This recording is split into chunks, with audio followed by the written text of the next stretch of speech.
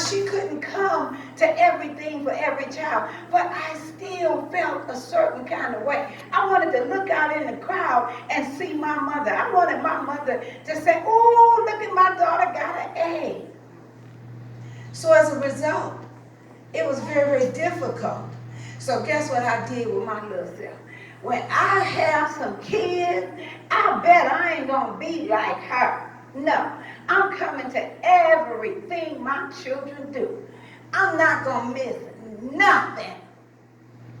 So I did what everybody else do that has an absent parent in the inner city. I got pregnant at 16. Because I didn't have nobody there to tell me what not to do, what to do. But I had this little girl, and I was determined this child is going to have my presence. Let me back up. She's going to have my presence. I'm going to be there. I never will forget with my little welfare self, inner city, young mother. She needed some tennis shoes. I don't have no money. So I went to the Goodwill, and I found a brand new pair of tennis shoes in the box for 50 cents. I got to the school in time. And because she knew her mother was going to show up. How am I show up when I don't have no money? So when I reached down to put those tennis shoes on her feet, she hugged my neck like Logan don't do no more. She hugged my neck and we both fell over on the floor laughing. You know why? Because she knew her mother was going to show up. So everything she did at school, all the little kids would say, that's Gloria Pointer's mother. I remember on Halloween, every child had a costume but her, because we didn't have no money with our little welfare self. So I got some baby powder, and I smeared it on her face, got some lipstick, and drew big circles. So she had a makeshift Halloween costume. And guess what? All the other kids was like, Gloria Pointer's mother, would you make us a face too? So I didn't have money, but she had my presence. The teachers knew me. The principals knew me. Oh, I remember one time, honey, she go get smart with a teacher. And the teacher called. This what made the teacher call. She said, whatever you do, don't call my mother. Don't call my mama. And guess what the teacher said? Miss Pointer, Gloria's up here acting up. So when I walked in, I said, oh, I'll be there in the morning. So she started crying when I walked in the door. I'm like, excuse me? Why is Gloria crying? Because she knew. She said, Ma, you going to embarrass me. I said, that's what I'm, excuse me. He said, go that way. I said, that's what I'm coming to the school to do, to embarrass. I want my presence to embarrass you. When I walk into school, I want, oh, here come my mama. I don't have to say a word. Y'all remember them mama's looks? I still Come on, do. who know about it? You ain't got to say a word. One word. I got to argue with you. So I stepped in the room. She went to cry. I said, class, why's Gloria crying? I didn't touch her. I didn't do nothing but looked. Don't make me come back to this school again. And then I would say to her, when she would want to be all fly, I said, don't be going out the door to be all dressed up. If you're at school, you might as well learn something. You ain't there to be Miss Fly Girl. Right. So one thing I can say, I was there for her. Why am I saying that? Because on December 6, 1984, when she was abducted, sexually assaulted and murdered, as a mother, I felt I wasn't there for her. When the person was finally arrested and we said, what was the last thing she said? She called for her mother. So what am I saying today? Thank you, Dr. Buddy, for this opportunity. I'm saying that you may not have a lot of money. You may not have all kind of cars and fame and fortune. But your child needs your presence. Over so many years that I had to go through that I wasn't there for her. So here's what happened. Since I couldn't have been there on December 6th when they finally got her body ready for viewing, I stood over a casket. I pulled back the cover. I wondered in my mind, you the same mother buying tennis shoes. You're the same mother who was there. How were you not here for this? What did you miss? And I said, I promise you, I'll find out who did this. I didn't know it was going to take 29 years. I might not have said it. But you did it. But it was 29 years later when I came face to face with the person, because I wanted to keep the promise to her. I wanted to be there for her. Now y'all here today, you are saying to your children, I'm here. So 29 years of searching paid off. So I know we have this little video, I sent it to Dr. Buddy, and she would always say in the schools, always volunteer me for something. She would say, my mother would do it. Can somebody cook some cakes? My mother would do it. So that's her saying. Now that we have schools in her name in Africa, her name is all over the world. I know she was saying, my mother will do it. Why will you come to Wade Park on this morning? Not because Dr. Buddy asked me, not because Logan is here, but because I wanted to say to you, can your children say, my mother will do it? Yes. No taking anything away from fathers. My father will do it. My parents will do it. We have an opportunity to make sure our children feel that they are valuable. Logan's mom, after Gloria died, I got so involved in the community, I had Logan's mother to consider and care for. And I'll never forget, she was in school one day, and some girl hit her in the head with the book. And she called me crying, Mama, come and get me. You know why? Because she knew she can count on her mother to be there. So I said, no, you go back in there and da-da-da-da-da-da. And then I started thinking, I said, why would I ask her to face this world by herself? So I went to my boss and I said, I will be back. I took my little self up to the school. I said to the principal, can I see both of them together? Now, if her mother was here, she would tell this story, because she wanted to fight, cuss, and argue. And she said, my mother always wanted to pray. So I said, bring the little girl here. I said, sweetheart, what's the problem that you have with Danielle? I just don't like her. Why don't you like her, beloved? Because she thinks she's smart. She thinks she knows everything. So one thing I can tell you, that little girl and Danielle both knew that the mother was present. And I never had a problem again. So I know we frustrated. I know we tired. I know we ain't got time to keep running to the school, keep assuring them. But who else do they have if they don't have us?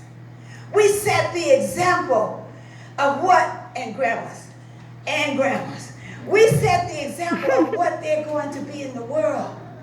When I was coming up on her, Dr. Buddy, watch my time, because I get on the road. When I was coming up on her, I didn't like my community. I was a reader. That's why I got books published now. I was a wordsmith. I love words. I would go out on Huffing and I would look. I said, well, where's the place in these books? How come I don't see it in my community? Where's the Leaning Tower of Pisa? Where's the Great Wall of China? How do I get from Huff to these places? And guess what I did? I did what everybody little kids would do. I went to my little Huff friends. I said, one day I'm going to travel the world. This girl, you ain't going to do nothing but be on welfare and die. You ain't going to never go nowhere. Black little girls don't go to no Great Wall of China. You don't see no Leaning Tower of Pisa. And you definitely ain't going to no Alaska. So I didn't have, my mother was busy. She couldn't say to me, yes, you can do it. So the little people say, you ain't never going to Alaska. I was like, I'm not going to ever go to Alaska. I can't get to Alaska. Because I didn't have nobody saying, yes, you can. So I did just what they said. Dropped out of school, straight A student. How did this happen? Dropped out of school, got pregnant, didn't graduate, didn't go to no prom, and didn't get to Alaska. Oh, but if I was in church, I'd ask y'all to say, but God. Honey, because after a while, God turned my life back around, put me back on the right track. And one of the first things I did with my corrected life, honey, I boarded a plane. I sat down in it. And I rode all the way to Anchorage, Alaska. Oh, yes, I did. I got off the plane, and I filled my eyes up with the fact, because when I was a little girl, I would tell my little friends, you know, in Alaska, the sun don't go down for 6 months. I wanted to see it for myself. So when I got off the plane in Alaska, the sun was shining just like in the book. So you can tell your daughters, yes, you can go to Alaska. Yes, you can. When I got to Italy, oh, yes, I did. When I saw the Leaning Tower of Pisa, it was leaning just like it was in the book. I was like, oh, my God. When I saw the Sistine Chapel, all of my dreams was coming true. It wasn't just good enough for me. My granddaughter over there got a chance to take her to Australia and New Zealand. Oh, she don't talk about it. She don't want people to know she all that, but in my mind she is. You know why? Because I tell her all day, the world belongs to you, baby. So what you live on Wade Park? So what you live on Hub? So what you on Superior? It's a world out there. It's a big world. So all you have to do is stay focused. Stay focused. And know that your children need you to tell them they can. You may not feel like it yourself. You may feel like, well, look, ain't nothing good happening to me, but you can still say to them, it's good out there for you. It can be done. It can be done. It will be done. So what I want to do is, I had so many books that I wanted to bring and read, and I got here and I said, oh, Lord, I left the book at home. Because it was the one story I wrote called $2 in My Pocket. Ooh. I wanted to read it to you, but I forgot it. That's because I'm human, right? But see, when I was a little girl in Huff Elementary School, there was this boy I liked named Glover McDuffie. I was in the 2nd grade, and I wanted Glover McDuffie to ask for my hand in marriage. I had a vivid imagination even in the 2nd grade. And so I accidentally stole $2 from my cousin's wallet one morning. Didn't mean to do it, but I needed the $2 so I can give it to Glover McDuffie. And with my $2, he would know how much I loved him and how much I wanted his hand in marriage. So I put the $2 in an envelope, and I went to my 2nd grade class, and I wrote it on there. I like you. Do you like me? Come on, somebody. I'm not the only one. I like you. Do you like me? And I gave it to him, and I ran back to my seat. And I waited all day for the wedding. Oh, I knew it was going to be wonderful. I couldn't wait till school got out, and we was going to have us a big old wedding. But Glover McDuffie took my $2, and he went across the street to the candy store, and he bought juju beans and non-laters and had a big old bag of candy. And I'm standing outside the store saying, oh, okay, well, Glover McDuffie gonna take the $2 and give me some candy, and we then gonna go to the honeymoon. Come on. He walked right past me and walked up to Vicky Stewart, the light-skinned girl with the long hair, and handed her the bag of candy. I said, wait a minute. You're not supposed to give Vicky Stewart my candy. I cried like a baby. That was my first 2nd grade experience with heartbreak. Oh, y'all don't hear me. There go my daughter right there. That's Logan's mother. Y'all don't hear me. Y'all don't hear me. So I went home and I told my mother my stomach was hurting and I needed to move to Alaska. Why? Because Glover McDuffie that gave Mickey Stewart my $2. Well, it took me a lifetime to learn what I'm finna give you all in the last few minutes. I had to take back my $2. I had to see, my plan was to hand y'all $2, but you see that didn't work. I had to take back my $2.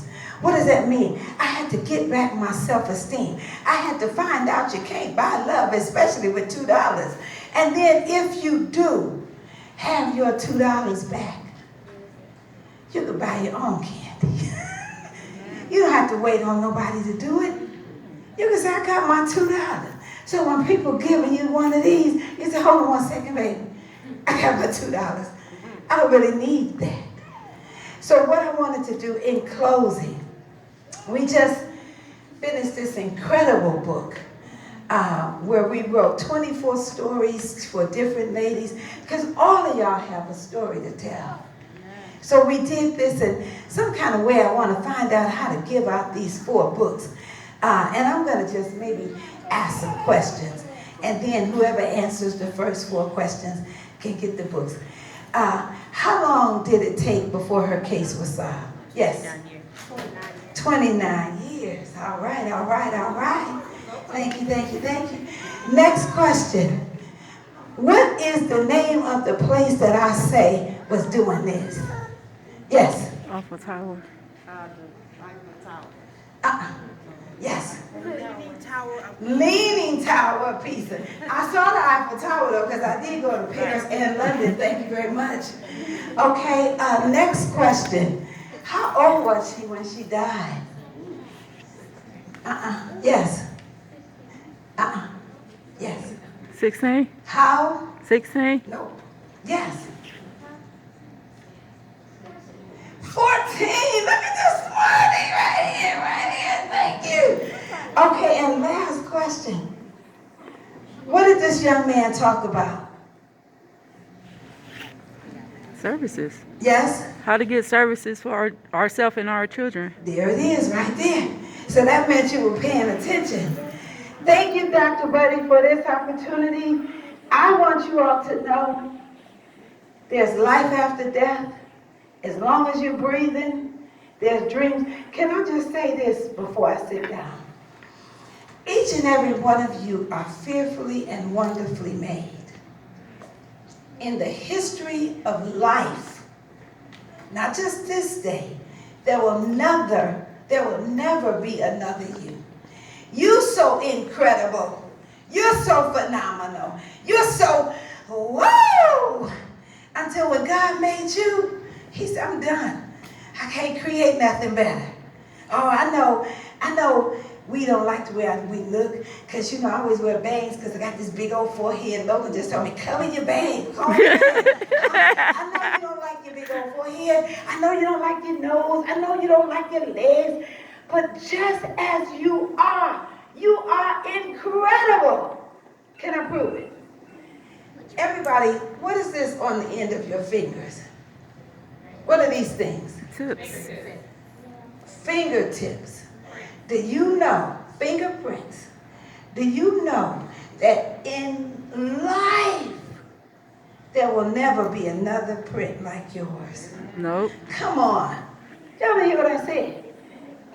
This is so unique. There's never another one. It identifies who you are. Can I prove how special you are? When you leave the school today, go up to 105 in Chester, the key bank, and rob it. Get a gun, bring it down, give me the money. And on the way out the door, this is what I want you to do. I want you to touch about 5 or 6 things on the way out the door. Huh? Just touch the doorknob, touch the window. And by the time you get home, the FBI gonna be at your door. You know why? Because your You've fingerprint. been identified. So, if you are that special to God, why don't you treat yourself like you're special? It's okay to say, honey, somebody talk to the hand. Because I'm face special. Huh? That's right. Make sure your children know when they walk in this building, you are special. You are different. You are unique. There's never going to be another one like you. So thank you, everyone. Thank you, Dr. Buddy, for this opportunity. Oh, was I supposed to ask for questions? Anybody got questions? I'm sorry. I'll be so ready to go. Questions, comments? Hey. Was you 22 years Your granddaughter was 14? My daughter. Yes. You doing the math. Is this one of your students? Is this a student? He go here. He did the math that quick. You see what I'm saying? And see how smart you are? I was 22. Yes, sir. And I'm just 23 now. So how does that how does that work? I know I looks good. Thank you. Any other questions, comments? Yes. Hi, my name is Bernice Johnson. Hi, Bernice. I am Jennifer Powell's mother. She's a teacher here. Oh. And I am here because, like you, oh, Mama can do it. She called me yesterday about 3:50. Mama, can you come to the school? Okay, I have done that all of Jennifer's life, and same thing with my other daughter, Jessica. Keep on keeping on because it works. I've never That's had her to go phone. to jail and bail them out because I threatened them. If you go to jail, don't call me, and don't call your grandparents either. I want you children especially to listen because it works. And also, put your blinders on. That's what you have to do. Don't listen to these other folks because they ain't got nothing. Chances are they jealous of you, but you put your blinders on. And thank you for coming. Well, thank you. See, that's wisdom right there. All you got to do is show up. Dr. Buddy, something is wrong with him. He think we all work for him. Dr. Buddy said, well, can you bring some chicken? Can you show up? You got some cookies? But I don't think I've ever seen a more loving, caring, compassionate principal. Y'all need to just give Dr. Buddy a big hand. The man cares about your children. Any other questions, comments? Yes! Yes. What advice could you give somebody that wants to write their own story? Get a pencil and start writing. Because before, do anybody y'all know Horizon Magazine? That's my brother Ronnie, I write for that. But before you just put it on paper. Don't worry about if the English is correct, if the sentences are correct. Just put it on paper. That's what editors are for. So you can just write it and get it out. Right? Does anybody journal? I do. Journaling and writing is very therapeutic. So just write it, and then guess what? It'll come together by itself. And then if you need help, we can do a writing club. We can start it where every week we just write our stories and come in and talk about it. I'm sure Dr. Buddy will help us set that up. Thank you. Yes. I just wanted to thank you for coming to share with us. I've heard your story before, and it's always encouraging. It lets the rest of us, all of us, know that because something tragic happens, it doesn't stop our lives. It continues to motivate us.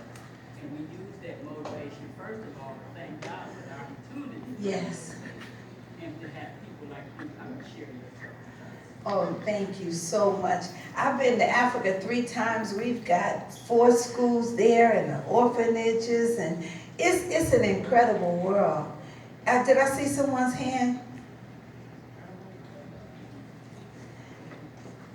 Danielle, I was telling him how you would always say, my mother would always come up there and pray for everybody.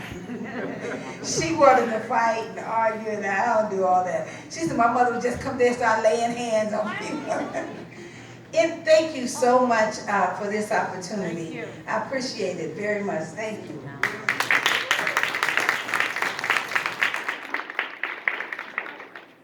Once again, thank you so much, Dr. Pointer, for sharing your story and inspiration with us this morning. Any parents that came in after Mr. Shakespeare, who's our family support specialist, gave some information. Mr. Shakespeare, can you just raise your hand real quick?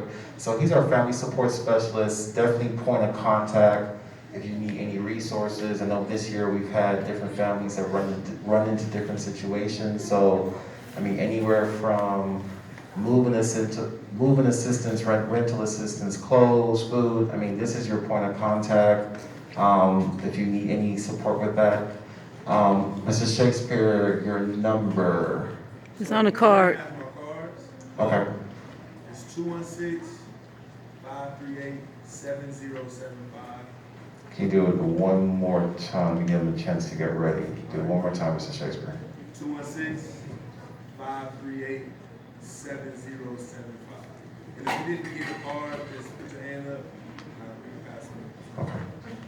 And then the other piece, if you came in late once we started, summer learning experience, very important that your child is attending at least one of the sessions. So there are 2 4-week sessions. So they can attend all 8 weeks. So it'll be 4 weeks, a week break, and then the next 4 weeks. Definitely, as I mentioned before, with scholars being out of school, definitely want to encourage you to at least have your child attend at least one session. On your way out, the blue paper, or if you have a smartphone, just scan the QR code and it'll take you directly to the registration site, okay? Please take some food items on your way out. There's juice in the back and water. Thank you so much for coming out this morning. Have a great day.